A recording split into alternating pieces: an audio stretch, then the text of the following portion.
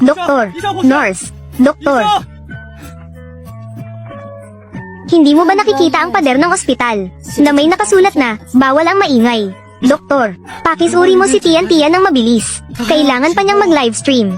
Mawawalan siya ng libo-libo. Doktor, parang sinaksak ang tiyan ko kanina. Hindi ko rin mapigil ang umutot. Sige, alam ko na. Humiga ka sa tagiliran at itupi ang tuhod mo. Susuriin kita. Masakit ba? Doktor, ano bang nangyari sa akin? Wala namang seryoso. Baka sinat lang ito. Uminom ka lang ng maraming mainit na tubig. Ayos na iyan. Tian. Sabi ng doktor, wala ka namang seryoso. Bumalik na tayo't mag-livestream. Kuya Zingley, hindi maganda ang pakiramdam ng tiyan ko ngayon. Pwede bang magpahinga ako kahit isang araw? Hindi na magla-livestream. Ano na namang pinapalabas mo? Sabi ng doktor, wala ka namang seryoso. Para sa akin, iniiwasan mo lang mag-livestream. Hindi ko ginagawa yan. Hindi mahalaga kung ano pang dahilan mo ngayon. Kailangan mag-livestream ka ngayong araw. Ang perang nawala sa akin, kailangan mo itong bayaran. Ako.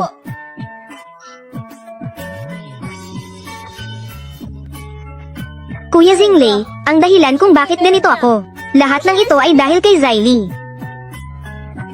Alam niyang makikipagkompetensya ako sa PK. Sinadya niyang lasunin ang pagkain ko. Kaya ganito ang nangyari sa akin. Sinasabi mong ako, isang tao na hindi pa lumalabas ng kwarto ng ospital. Nilaso ng pagkain mo. Oo, ikaw nga. Naiinggit ka dahil malapit kami ni Zingley. Kaya sinisira mo ako. Zylie, hindi ko inakala. Magagawa mong gawin ito dahil sa inggit. Lasunin si Tian. Sinasabi mong naiinggit ako sa kanya. At nilason ko siya. Tigilan mo ang pagbibintang ng walang katotohanan. Maayos naman ako dati. Kung hindi ikaw, sino pa? Noong huli mong sinabi na kumain ako ng kung ano, mapupunta raw sa sikmura mo. Walang naniwala sa'yo. Kaya gumamit ka ng ibang paraan. Para sirain ako. Halika. Tingnan mo. Ang dami-daming red along ito. Lahat ng ito'y ibinigay kay Xiaoyu. Halos 100,000 na ito. Zylie, napaka-cute mo talaga. Kung hindi dahil sa'yo, akin sana lahat ng perang ito. Zingley, tigilan mo ang pagbibintang sa akin. Na naiinggit ako sa kanya. Sige, maghiwalay na tayo ngayon. Bakit mo ako tinititigan? Maghiwalay tayo. Hindi ba dapat masaya ka? Buong kwarto, punong-puno ng amoy ng utot ng kung sino. At amoy ng mabahong hininga. Kung di ka paalis, baka masukan na talaga ako. Ikaw ang dahilan kung bakit ang cute na streamer na lugi ng ganito kalaki. Gusto mo pang tumakas. Nasa sarili ko ang mga paa ko.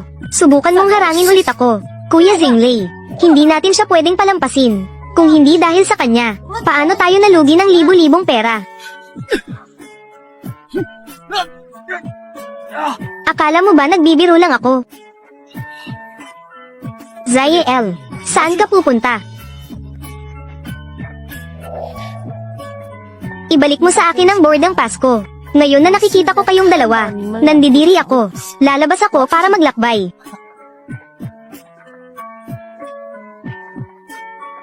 Zingley, may problema ba ang utak mo? Ganito ang nangyari kay Tianchen. Hindi mo maiiwasan ang pananagutan. Dapat kang manatili dito para alagaan si Tianchen. Hindi ka pwedeng pumunta kahit saan. Zingley, sigurado bang wala kang problema sa utak? Hiwalay na tayo. Gusto mong manatili ako. Alagaan mo ang kababata mo. Kung hindi dahil sa'yo, paano siya magiging ganito? O kaya, manatili ka rito, at alagaan siya hanggang gumaling. Kung hindi ka maaaring lumabas ng kahit isang hakbang sa ospital. Tabihan mo ako. Kung hindi, huwag mo akong sisihin kung hindi ako magpapasensya. Sinabi ko na, dapat kang manatili sa ospital. Ayaw mo ha? Sige, lahat, tingnan niyo ito. Ang ex-boyfriend ko. Hindi lang noong kami. Niloko pa ako kasama ang kababata niya. Ngayon, pinapakiusap pa niya sa akin na alagaan. Ang babae niyang kalaguyo. Talagang wala ng hustisya.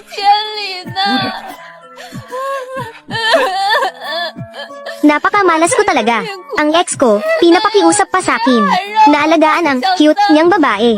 Itong lalaking to, halatang hindi mabuting tao. Parang pamilyar ang babaeng cute na ito.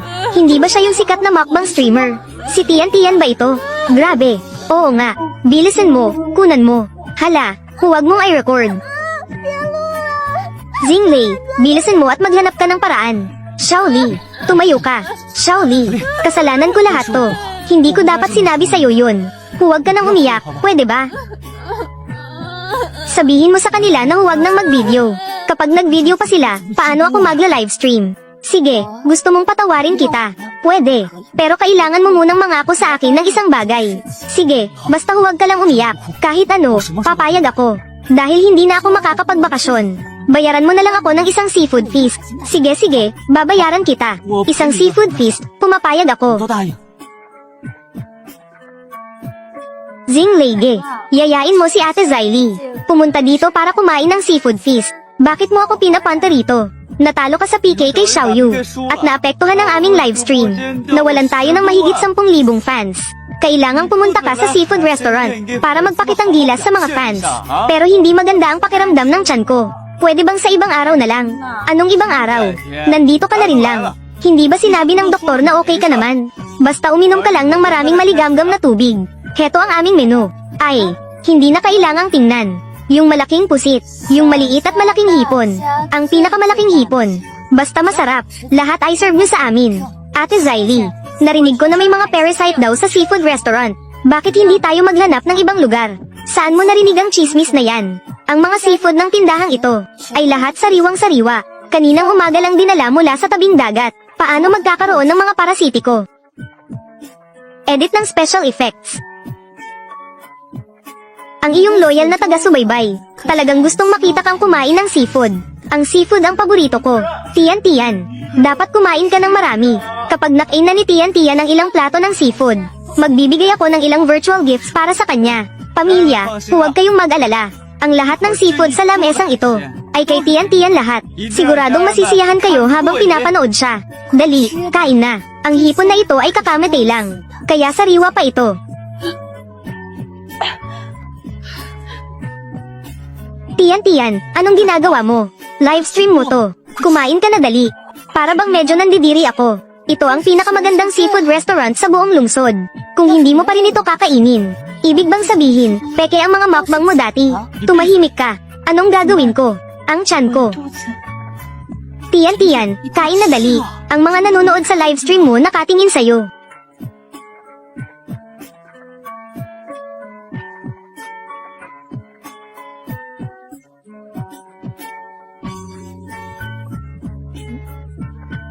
Hindi na masakit ang tiyan ko.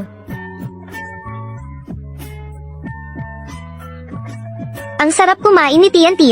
Inaanunsyo ko. Si Tian ang paborito kong mukbang streamer. Tara. Magbigay na ng virtual gifts para kay Tian. Tian, ang galing mo. Saglit lang ito. Ang sweldo mo, malapit nang mas mataas kaysa kay Zylie. Ang sweldo mo ay mas magiging mataas pa. Zylie, nakita mo ba? Kahit mag-livestream lang ako ng basta-basta, nakakakuha ako ng libo-libo. Mabuti na lang iniwan mo si Zingli na kusa. Kung hindi, mayroon siyang ikaw, na ganitong klase ng girlfriend. Nakakahiya talaga. Zylie, huwag mong sabihin na hindi kita binalaan. Kung mag-sorry ka sa akin ngayon, siguradong huli na ito. Ako at si Tian, malapit nang maging milyonaryo. Pagdating ng araw, iiyak ka. Magmamakaawang makipagbalikan sa akin. Pero baka hindi rin ako pumayag. Akala nyo, parang totoo talaga, na magiging milyonaryo kayo. Syempre, kahit mag-livestream lang ako ng basta-basta, nakakakuha ako ng libo-libo. Ang kinikita ko ay para kay Zingley, na si Kuya Zingley ang magdadala sa'yo para kumain ng seafood. Tama ba ang sinasabi mo? Kailangan kong biguin kayo. Ano ang binubulong mo? Ate Zylie, hindi ba sinabi mo na, ituloy mo lang ang pagkain mo? Bakit hindi mo kinakain ang seafood na ito? Tian, sigurado ka bang gusto mong kainin ko ito? Ang sakit ng tiyan ko. Nakalimutan ko. Ate Zylie, mahina ang tiyan niya. Kung gusto mo, kainin mo. Sa tingin ko si Tian, ituloy mo na ang pagkain mo.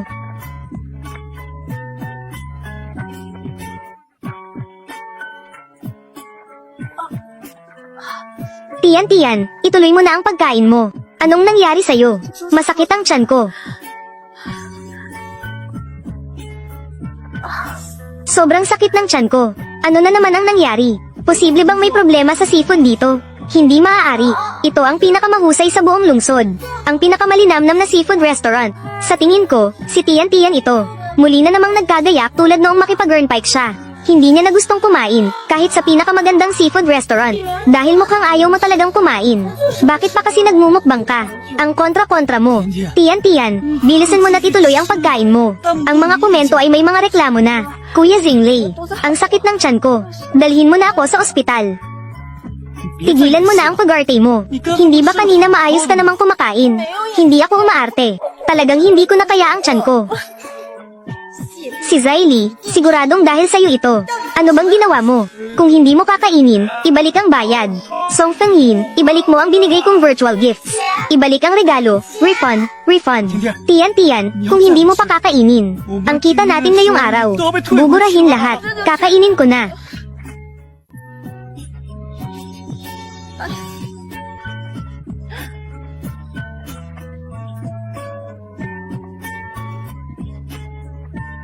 Ang baho, aling Poso Negro ang sumabog.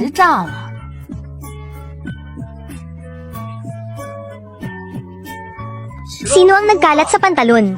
Ang baho, kawawa naman si Cute. Ang baho, paano mo ito kakainin? Galing ba sa banda roon ang amoy? Parang mula sa banda roon ang amoy. Tama na, huwag mo nang kainin. Ano bang nangyari sa'yo? Kumakain lang ako, ano bang problema mo? Ang baho, tama na, huwag kang magulo. Naghihintay pa ang mga nasa livestream na makita kang kumain. Pinapanood nila ang mukbang mo. Hindi ko na kayang kumain. Ma'am, ano ang nangyari sa'yo? Kailangan mo ba ng tulong? Saan ang inyong banyo? Sasamahan kita. Tiyan, hindi mo ba gustong sabihin na? Gusto mong magpunta sa banyo, hindi ba? Pakiusap, ilang beses na ito. Sinabi na ng doktor na wala kang problema. Ano pa ba ang gusto mo? Oo nga, tiyan. Mukhang maayos ka naman. Ayaw mo bang kumain? Totoo, masakit talaga ang tiyan ko. Kailangan kong pumunta sa banyo. Hindi umeepekto sa akin ang ganyang taktika. Hindi ka aalis kahit saan hanggang hindi natatapos ang live stream ngayong araw.